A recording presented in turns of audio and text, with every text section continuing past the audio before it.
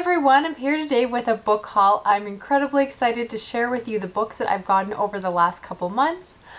So let's just jump right in. Now the first book I'm going to show you I did receive from the publisher, which was Stonehouse Productions.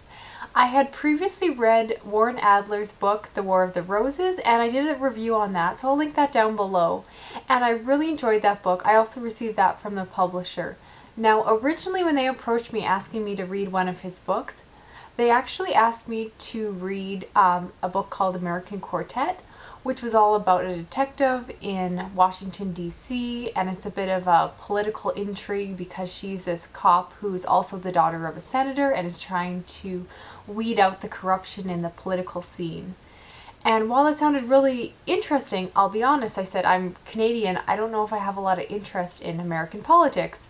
However, fast forward, after saying that, I then got completely hooked on the show on Netflix, House of Cards, starring of course Kevin Spacey.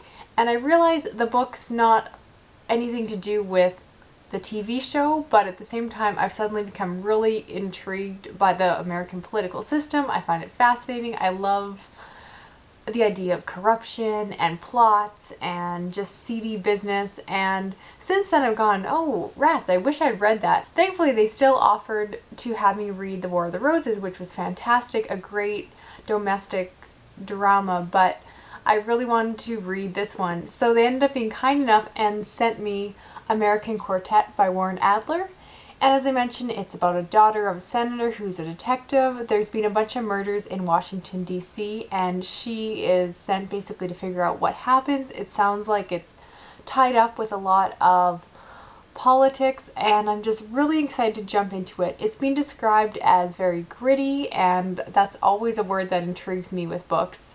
So really looking forward to this one. I'm hoping to read it in the next couple months because I'm waiting for the new season of House of Cards, which should be out in February, so I'm hoping to read this either in December or January just to get me all revved up about American politics before the next season. So incredibly excited about this one. I will be doing a full review on this, so you'll know more of my thoughts once I've read it.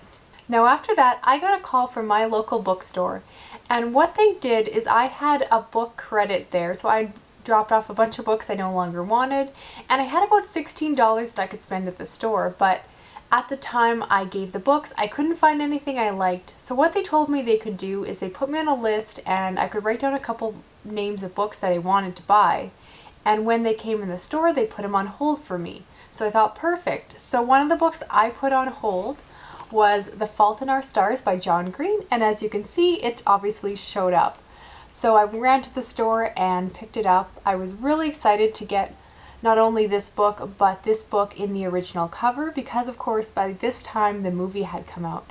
So everywhere you looked, you know, if even you were going to get 40% off at Walmart, all the covers were the movie cover, which actually wasn't bad and I was willing to buy it, but just really happy to have the original proper cover on this one. Absolutely love this one. Of course I have read it already. I listened to it as an audiobook last year, but I really want to go back and actually read it because then you get to spend a little bit more time in the story. If you want to reread a paragraph, it's a lot easier in a physical form.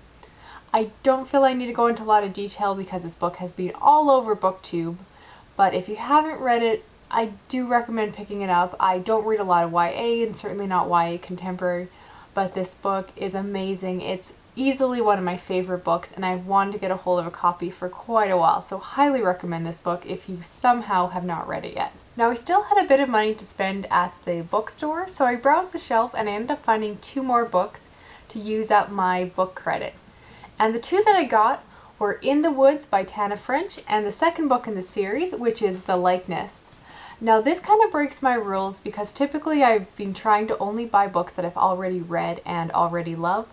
However, honestly I didn't really find any of the books I was hoping to buy at the bookstore, and I've heard such amazing things about these books that I felt fairly confident buying them even before having read them. While they're not the same as Gillian Flynn's books, a lot of people said that, well, if you like those, chances are you'll like these because they're also very well written mystery thriller type books. Now I actually don't know a whole lot about these books. I've just heard them raved about on BookTube. Just supposed to be very well done, very well written. I believe they take place in Ireland, and there's a main character who is the detective who has his own past about when he was a child. Some children went missing when he was playing with them, and now I think 20 years later a girl's gone missing in the same place as what happened with his tragedy, and so it's a little bit figuring out his own past as well as solving the mystery. And that's the first book. I don't know, I don't even want to read the cover of the second book. I think there's now like 4 or 5 books in this series. Really excited. I am a little disappointed that I don't have the hardcovers because those are the really nice black and white ones, but for being mass market paperbacks, I still think these are really pretty covers. I almost bought the third one, but even buying the second one in a series when I haven't read the first one is something I don't normally do, so I held myself back and only let myself buy the first 2. If I like them enough, I'm sure I'll head back to the bookstore and hopefully it will still be there. Now the very last book I picked up, I got at Costco. I just got a Costco membership, which is a big wholesale company that's in Canada. I'm not sure if it's also in the States.